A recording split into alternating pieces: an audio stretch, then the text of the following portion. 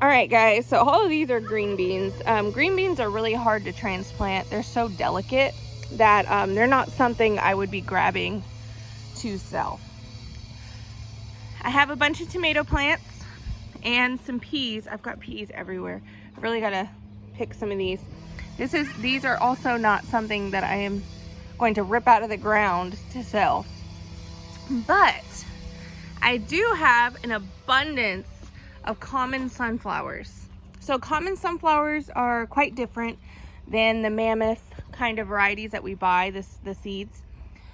These are gonna grow a lot of shoots of sunflowers, and they're gonna get very big. So I will put that on their label just to ensure that they know.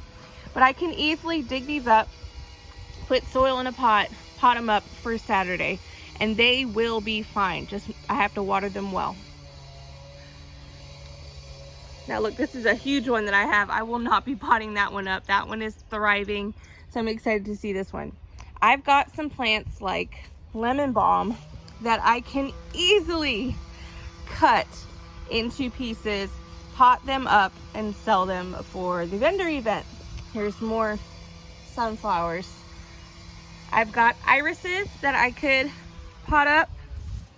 Lots, and I mean lots, of Egyptian walking onions. I actually have one that I took out to show a friend, so I'm going to show you kind of what that looks like when you take it out of the ground. But this is definitely going to be something that I am going to be taking out of the garden to pot up for the vendor event. So here's one that I have here. It's been here a while, but it's still alive. So see, you would just pop it out, and usually it would have roots because it was in there. And then I would just put it in one of those small pots or something a little bigger. I might have a variety of different size pots because I don't know what they're going to do with them. I don't know if they're going to want to put them actually in the garden or kind of put them in pots themselves or just put them on their patio, whichever. Let me look some more stuff. My comfrey. Comfrey is tempting to cut in half and sell, but I would have probably needed to do that like 2 weeks ago to make sure it's established. So I'm not going to do that. More lemon balm. I'll be selling lots of lemon balm. Look at this, guys. It's kind of chaotic in here. Boom, boom, boom. All that's chaos. Oh, I do have a lot of borage. I may be able to sell some borage. I usually just put a bunch of plants on my vendor event table or around it just to kind of bring people in. I know plants bring me in. Those are black-eyed Susan. Oh, my camera's kind of gross. Hold on.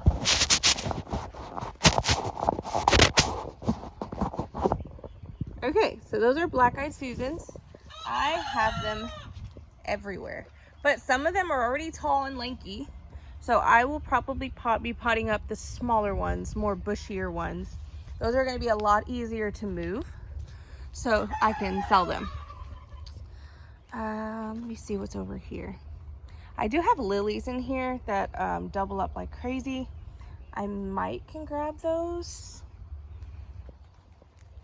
Look over here. This is all lettuce that are going to bolt. I'm going to allow that to bolt so it flowers, so I can get lots of lettuce seeds. My nasturtiums are doing amazing by this sunflower. I did not plant that sunflower, but they are thriving underneath it, so it's working. So I'm looking. You can see ragweed everywhere. Oh, I really need to check my onions. They're starting to fall over. So the time is coming, guys. The time is coming for my onions.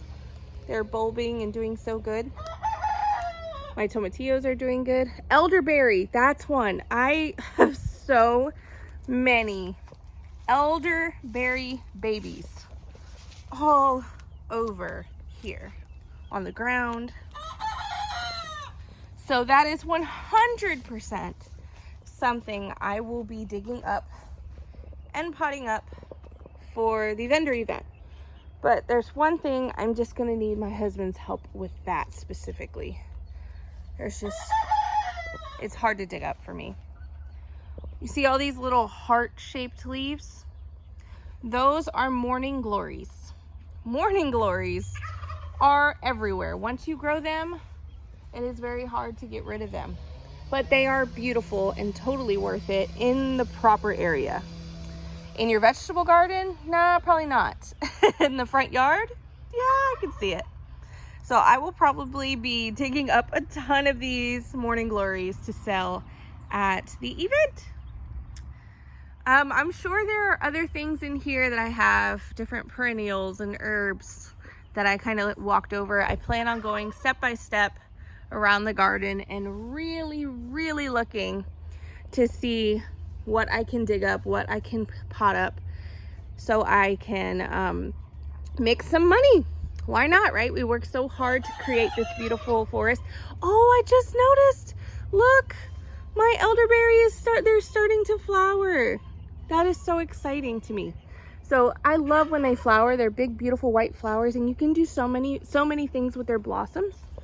So I don't water my elderberry enough for them to actually go forth with the berries.